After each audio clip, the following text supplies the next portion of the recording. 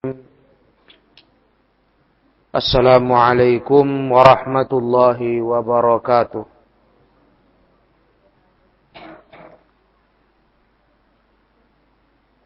Alhamdulillahilladzi hadana lihadza wa ma kunna linahtadiya laula an hadanallah.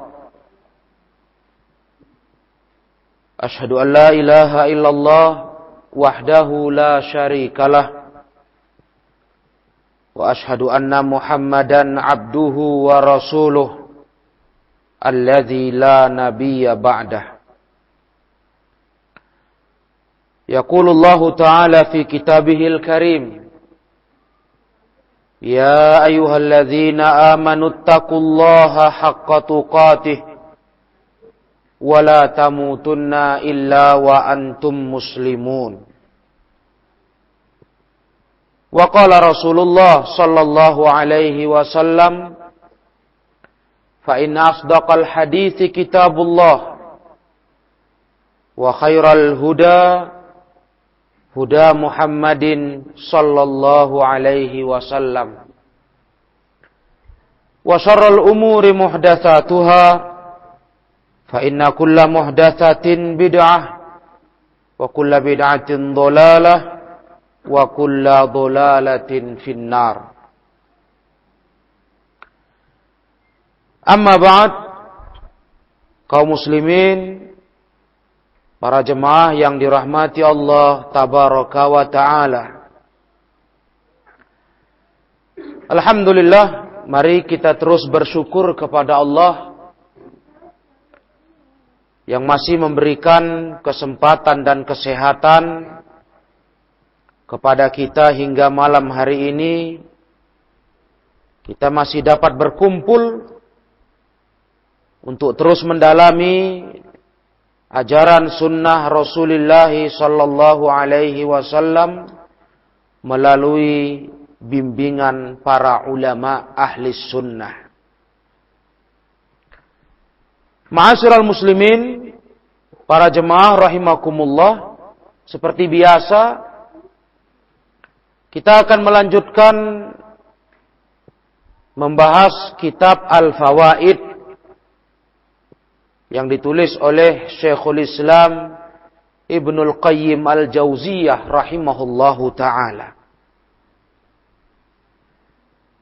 Untuk pelajaran malam hari ini, kita sampai pada sebuah judul Qaidah Ta'tsiru la ilaha illallah indal maut. Qaidah tentang pengaruh ucapan la ilaha illallah ketika datang kematian kepada manusia. Kita teringat akan hadis yang sahih dari Nabi sallallahu alaihi wasallam, "Man qala la ilaha illallah," barang siapa yang mengucapkan la ilaha illallah dengan ikhlas, kalau mati di atas itu, dakhalal jannah, dia akan masuk surga. Wa man kana akhiru kalamihi la ilaha illallah, dan barang siapa yang akhir ucapannya adalah la ilaha illallah, dakhalal jannah, dia masuk surga. Hadis ini para ikhwah yang mulia ingin diterangkan Ibnul Qayyim kenapa pengaruhnya kuat sekali ucapan la ilaha illallah terhadap seorang yang mengucapkannya tatkala dia mau mati. Bisa masuk surga kata Rasulullah sallallahu alaihi wasallam. Ada apa dengan kalimat ini? Kalimat tauhid. Kalimat tauhid yang dengannya lah seseorang dinyatakan sebagai muslim. La ilaha illallah. Kata beliau dalam tulisannya ini, la syahadatu an la ilaha illallah indal maut ta'thirun azim fi takfiris sayyi'at wa ihbatiha. Sungguh persaksian bahwasanya tiada sesembahan yang disembah kecuali Allah. Itu penerjemahan yang benar. Sebagaimana sudah beberapa kali saya terangkan dari nukilan para ulama dalam memaknai kalimat la ilaha illallah. Tiada sesembahan yang berhak disembah kecuali Allah. Ini kalimat, kata beliau, pengaruhnya sangat besar ketika datang ajal menjemput hamba. Kalimat ini mampu menghapuskan kesalahan-kesalahan hamba dan menghilangkan total dosa-dosanya. Kalimat ini, para ikhwan, bisa menghasilkan takfirus sayyi'at wa ihbatiha. Menghapuskan kesalahan dan dosa, serta menghapuskan total apa yang ada dari pelanggaran seorang hamba kepada Allah Tabaraka wa Ta'ala. Maka tatkala kalimat ini diucapkan seorang hamba, dilafadzkannya, ketika dia mau meninggal dunia, ajal datang menjemputnya. Saat itulah dosa-dosa yang dia lakukan, kesalahan-kesalahan dalam hidupnya, dihapuskan Allah Tabaraka wa Ta'ala. Luar biasa kaum muslimin yang mulia. Kalimatut tauhid. Kalimat yang dapat menghapuskan dosa-dosa manusia. Maka salah satu daripada yang sangat kita minta kepada Allah, agar Allah menjadikan akhir ucapan kita ketika datang ajal menjemput, yang keluar dari lisan kita adalah kalimatut tauhid. Inilah yang dinamakan para ikhwah dalam kandungan makna mentalkin mayit.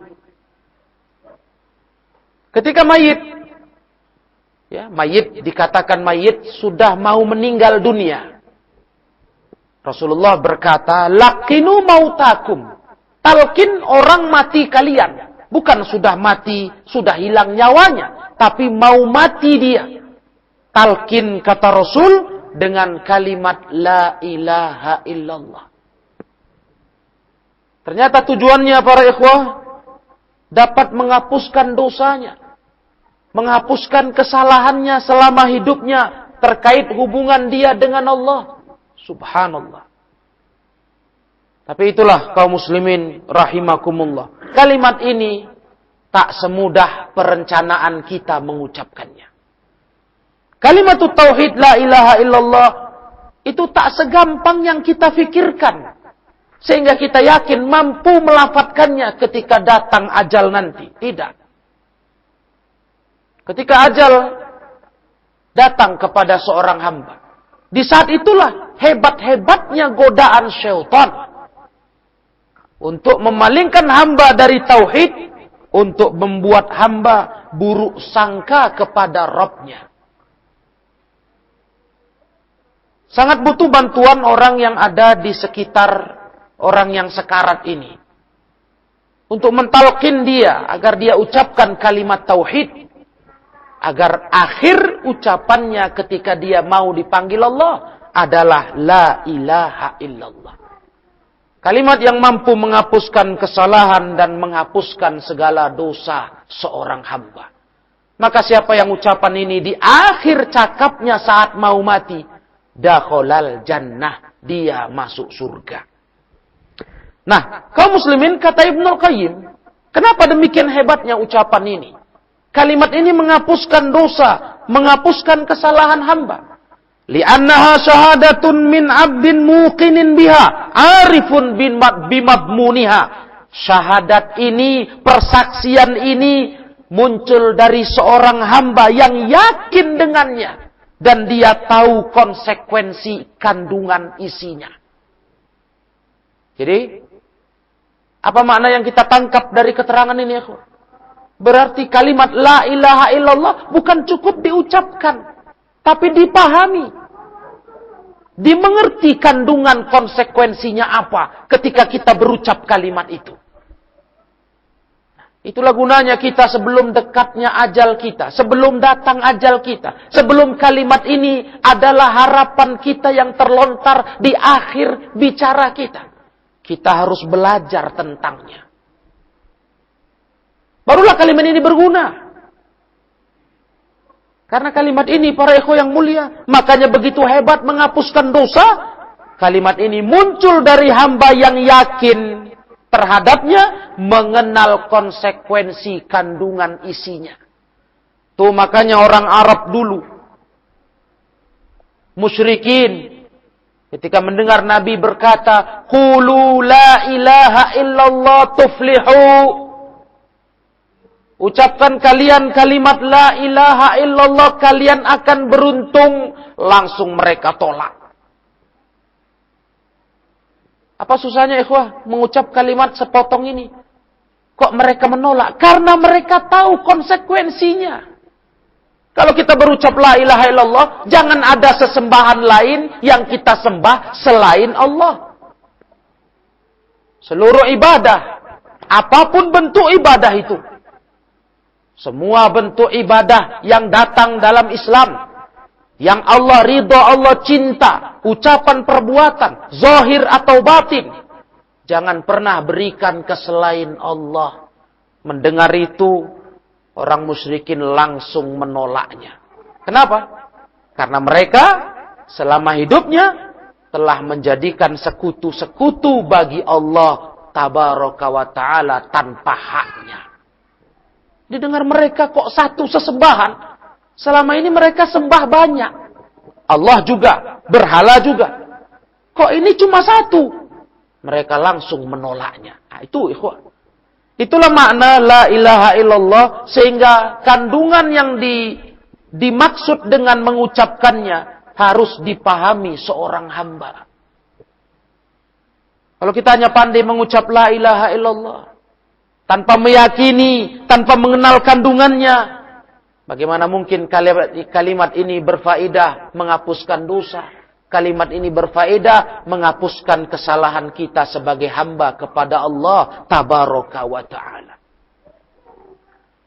Kalimat ini ringan diucapkan para ikhwah, mudah, enteng.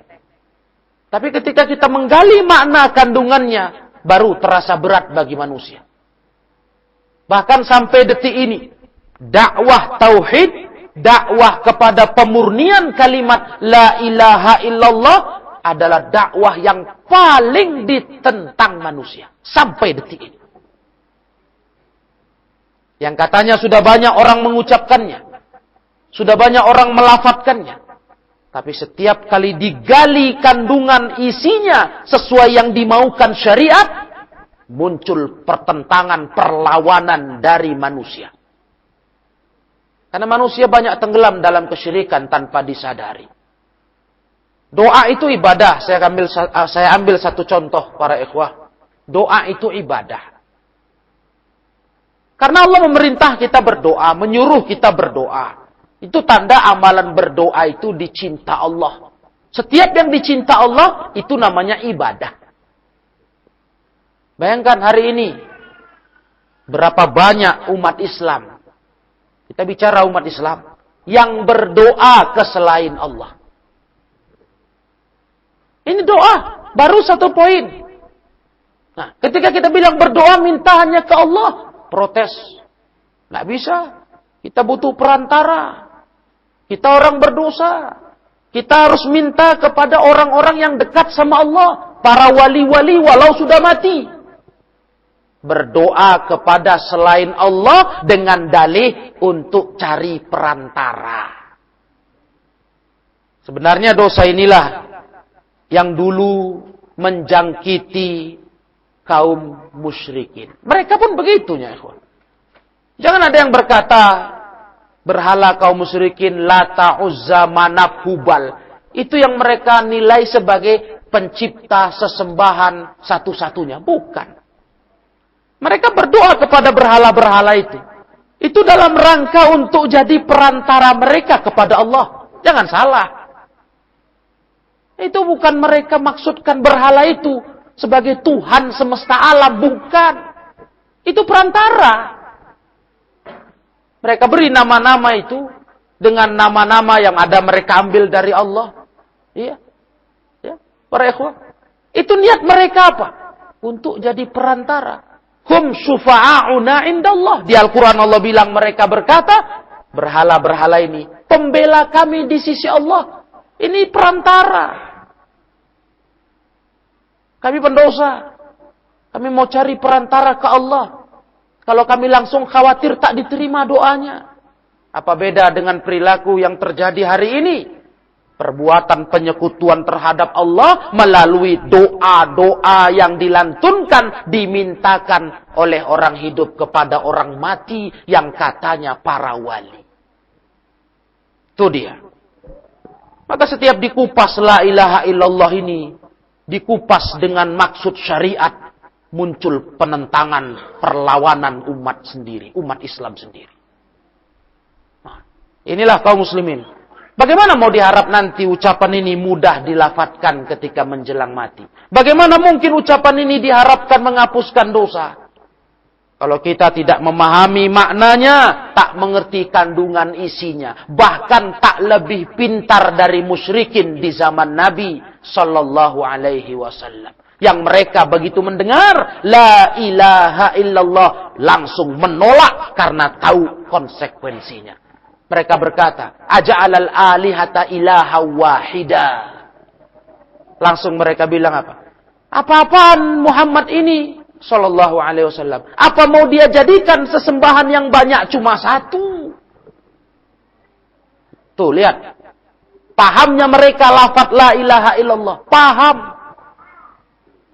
Bahwa yang disembah cuma Allah yang boleh. Mereka bingung. Apa-apaan ini? Aja'alal alihata ilaha wahida. Apa dia jadikan banyak sesembahan yang kita sembah ini, mau dia cuma satu saja yang boleh? Mereka memberontak para ikhwah.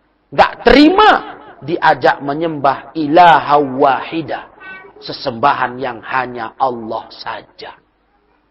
Begitu. Qad matat minhu syahwat walanat nafsuhul mutamarridah. Kalau kalimat ini betul-betul dipahami, betul-betul dimengerti, syahwat manusia bisa padam. Jiwa-jiwa yang membangkang bisa melembut jadinya. Tuh, pengaruh la ilaha illallah. Kalau betul diresapi. Wah, tepat sekali ketika para ulama dalam beberapa kajian mereka, ketika mereka menasihati problematika umat dan solusinya, mereka menekankan apa solusinya para jemaah? Ketika banyaknya problema di umat Islam, banyak kerusakan, banyak tingkah, banyak kejahatan, pelanggaran, apa kata mereka? Tauhid umat ini dibenahi, itu obatnya. Tauhidnya ini dibenahi. Pemahaman mereka akan la ilaha illallah diperbaiki. Nanti syahwatnya mereda, padam. Jiwa-jiwa yang mutamarridah, yang memberontak, yang melawan selama ini, melunak. InsyaAllah. Wangqadat ba'da ibaiha wasti'sa'iha wa akbalat ba'da i'radiha wa dhallat ba'da izziha. Niscaya jiwa-jiwa kita itu akan menjadi tunduk. Setelah dulu membangkang, dulu bermaksiat, tunduk. Akan kembali jiwa-jiwa kita siap menerima siraman Islam. Setelah dulunya membangkang, menolak, berpaling. Subhanallah. Tuh kalau makna la ilaha illallah dikaji, didalami betul-betul.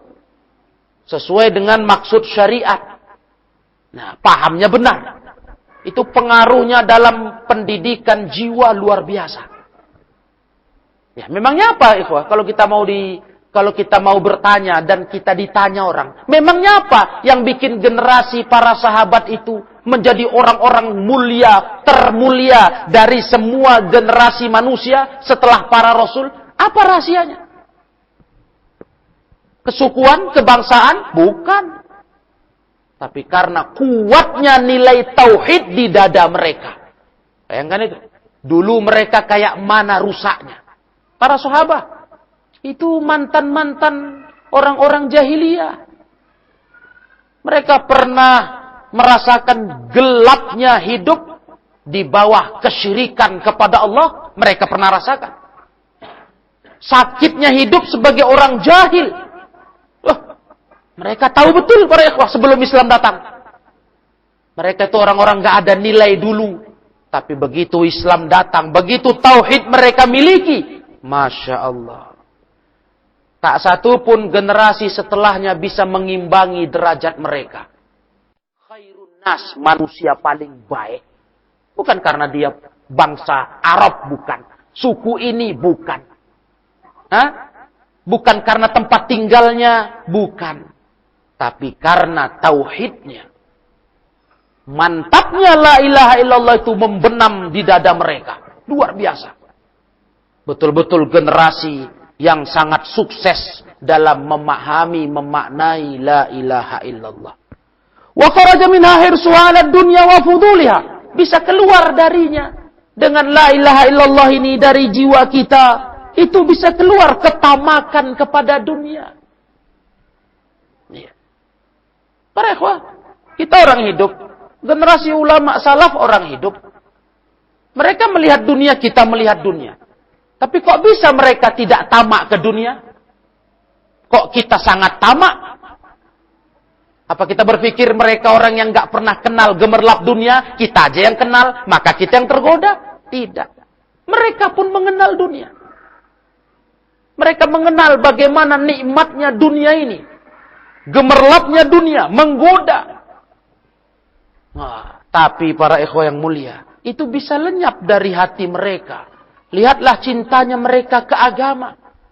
Lihatlah mereka kalau dibuat dua pilihan. Mati di medan perang atau hidup. Mereka pilih mati di medan perang. Tak ada khawatirnya meninggalkan dunia ini berpisah dengannya. Nggak ada. Itu yang kita luar biasa. Kalau kita merenung, kok begitu mental mereka ya? Inilah rahasianya. Para sahabat. Bagi mereka adalah sebuah kesenangan yang luar biasa setiap datang panggilan berperang di jalan Allah. Terngiang-ngiang di telinga mereka, al-jannatu tahta dhilalis suyuf. Surga itu di bawah kilatan pedang. Nengok pedang itu, kata ulama, para sahabat Nabi, itu kayak mau masuk surga saja mendatanginya. Coba bayangkan ya, bandingkan dengan kita. Matilah yang paling kita takutkan. Mati yang paling kita cemaskan. Kehilangan orang tercinta yang paling kita cemaskan. Paling kita takutkan. Paling kita khawatirkan. Para sahabat. Subhanallah. Disorongnya, didorongnya anaknya. Seorang ibu menyuruh anaknya. Seorang ayah menyuruh anaknya. Seorang istri menyuruh suaminya. Ayo bertempur di jalan Allah. Mati kalian, mulia kalian. Tidak apa-apa bagi kami. Masya Allah. Kita itu kali yang kita takut, ikhwah. Sejenak kalau kita merenung, bayangkan mati anak istri. Aduh, ngeri kali. Tak kayak mana rasa hati kita. Gemetar. Belum apa-apa baru bayangkan. Ya Allah, janganlah dulu. Itu semua karena apa? Karena pengaruh la ilaha illallah itu nggak tertanam kuat di dada kita. Maka kecintaan, ketamakan kepada dunia begitu besar di hati manusia masa kini. Dikarenakan syahadat la ilaha illallah ini tak didalami kandungannya.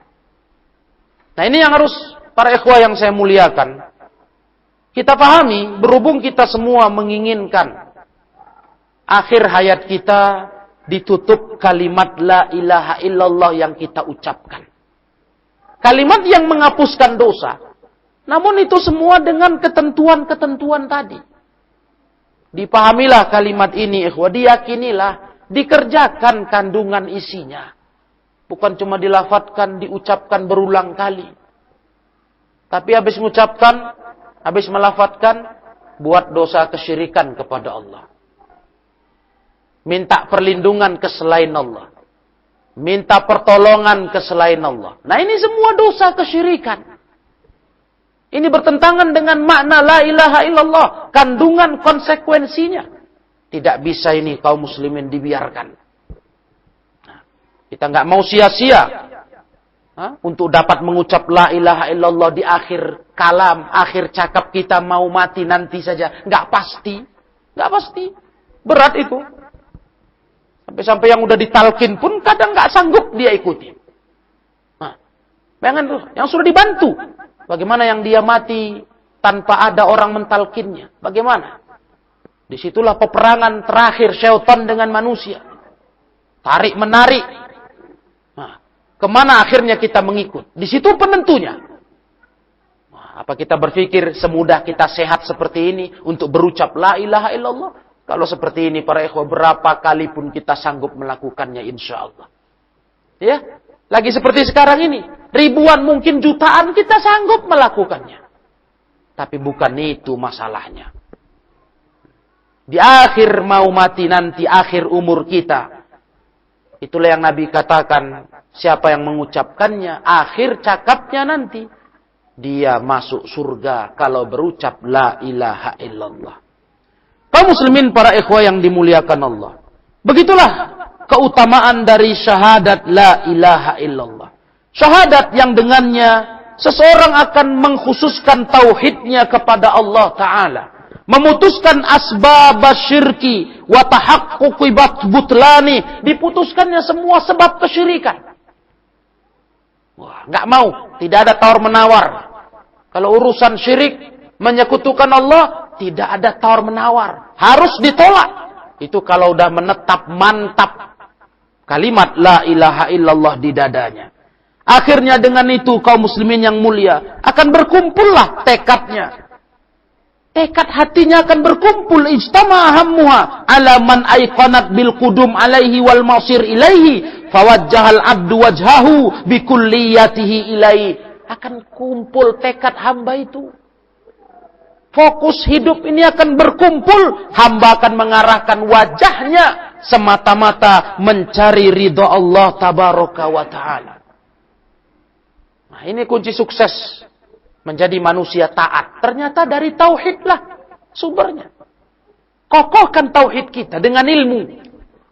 Bukan hanya mengucap berulang-ulang kali lafaz syahadat ini, tapi dengan ilmu, diilmui isinya, dikaji keterangan syarahnya. Baru terasa betul kaum muslimin yang mulia, terasa dampak baiknya ke dalam hati kita manusia. Fastaslama wahdahu zahira wa batina wastawa sirruhu wa alaniyatuh faqala la ilaha illallah. Ketika sudah betul-betul seorang itu memasrahkan dirinya kepada Allah, zahir dan batinnya sudah sama antara rahasianya dengan terang-terangan yang dilakukannya di depan Allah. Sama. Batin, zahir, sama. Saat itulah dia berucap la ilaha illallah mukhlisan min qalbih. Ikhlas dari hatinya. Itulah puncaknya. Kalau sudah sampai ke tahap itu para ikhwah, sudah kita berucap la ilaha illallah ikhlas dari hati kita, mendalami, mengimani kandungan maknanya, siap mengerjakannya. Ini baru kalimat la ilaha illallah itu berguna menghapuskan dosa. Kurang banyak apa dosa para sahabat di masa jahiliyah? Masya Allah. Banyak para ikhwah. Banyak. Mereka banyak terjatuh dalam penyekutuan kepada Allah. Menyembah berhala. Tapi lihatlah ketika syahadat yang disampaikan Nabi Muhammad ke mereka, mereka ikut. Mereka pahami, mereka yakini kandungan isinya. Lihat apa yang mereka rasakan, yang mereka dapatkan. Diampunkan segala dosa. Diampunkan segala dosa. Tak bersisa. Suci mereka seperti dilahirkan ibunya. Tuh para sahabat, bahkan mereka mendapat predikat manusia paling utama. Manusia paling mulia dibanding seluruh manusia lainnya setelah para rasul shalawatullah wassalamuhu alaihim ajma'in. Begitulah kaum muslimin yang mulia. Maka kata Ibnul Qayyim, andai kata falau hasolat lahu syahadah ala hadzal wajh fi ayyamis sihah. Kalau betul-betullah syahadat yang sehebat ini kupasannya dapat dimiliki manusia di hari-hari dia sehat. Ya, kondisi kita saat ini. Kandungan makna syahadat itu bukan hanya dirasakan saat mau mati, tapi saat lagi sehat-sehat kayak begini. Kalau betul kita mampu memiliki perasaan seperti itu, keyakinan seperti itu, lastauhasya minad dunya wa ahliha wa farra ilallah minan nas. Kita akan merasa ngeri dari dunia dan penghuninya, dan kita akan lari kepada Allah, kita tinggalkan manusia. Andai kata manusia mampu di masa hidup lagi sehat-sehatnya, dia rasakan kajian tentang la ilaha illallah yang seperti ungkapan tadi dalam dirinya. Wah, sungguh ikhwah. Kita akan merasa ngeri dari dunia ini dan seluruh penghuninya, dan akan lari mengejar Allah tabaraka wa ta'ala. Itu yang ada. Rindu ketemu Allah, rindu dengan Allah. Betul-betul hidup ini terprogram untuk mencari yang di sisi Allah. Kuat ke arah akhirat. Nah, jadi sekarang kok kenyataannya lemah. Kita udah berucapnya la ilaha illallah. Ternyata kandungan kajian la ilaha illallah yang sedemikian hebatnya, faidahnya itu belum banyak kita miliki. Itu masalahnya. Yang ada kita ini hidup para ikhwah, kita bersaksi dengan la ilaha illallah dalam keadaan biqalbin mashhunin bisyahwat wa hubbil hayati wa asbabiha.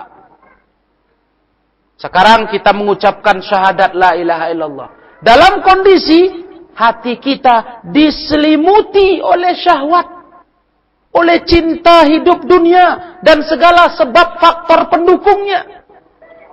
Maka kalimat ini sekedar terucap di mulut saja, tak dijiwai ke dalam hati kita, tertanam kuat, tidak.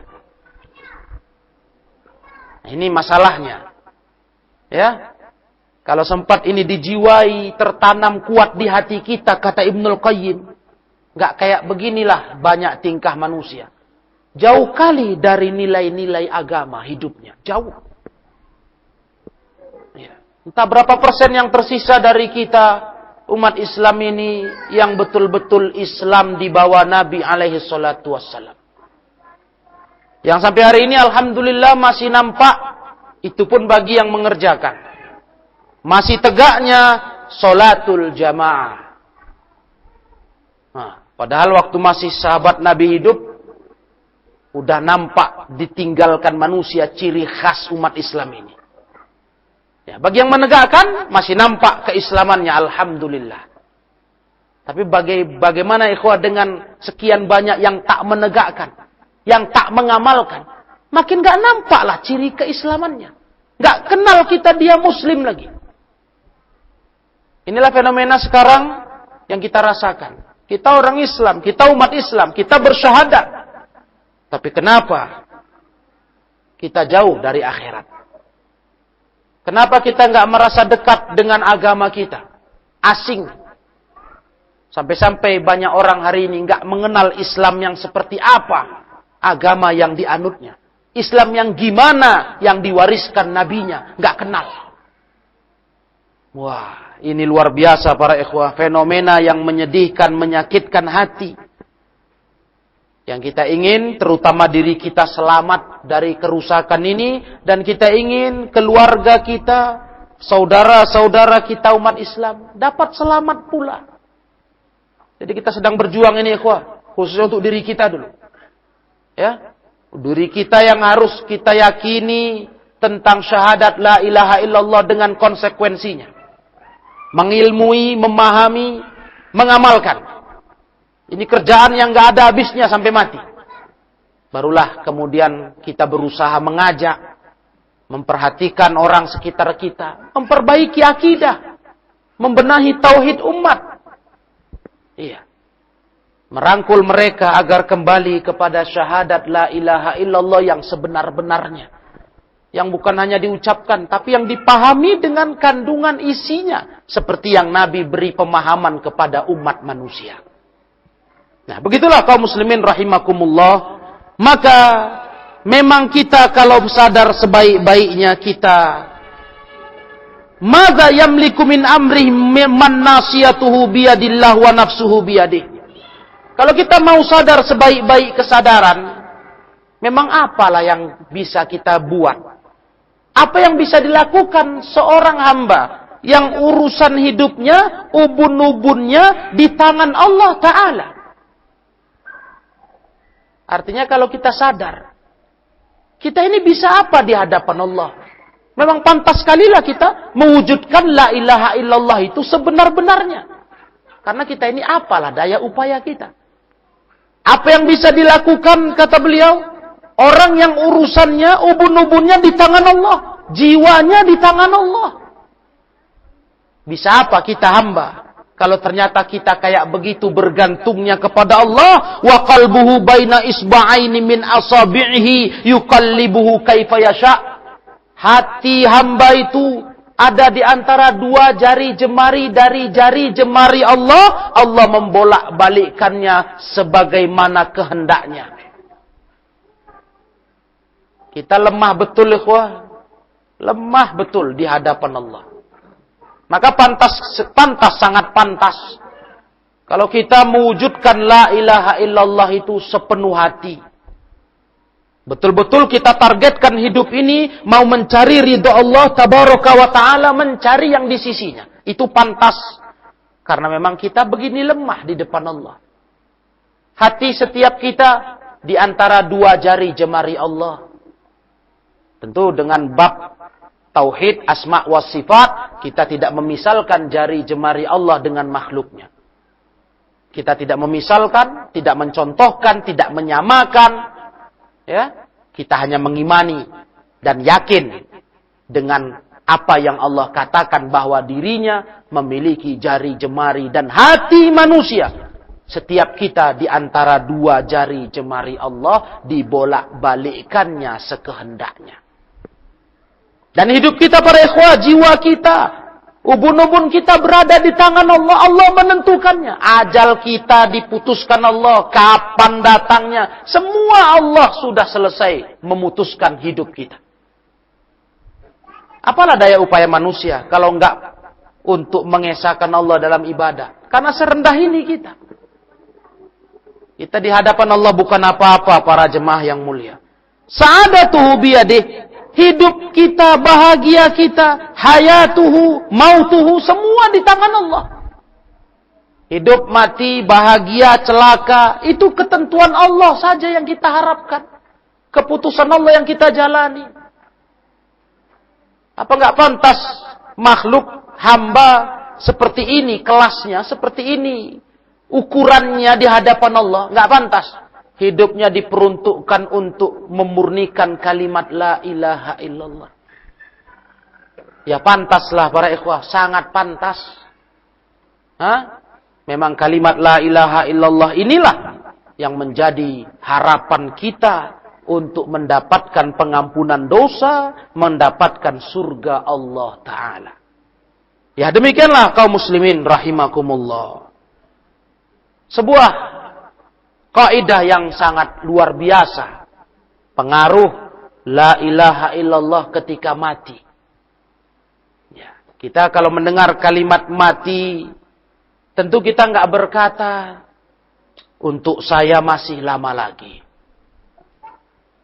Kematian ini sebuah yang misteri.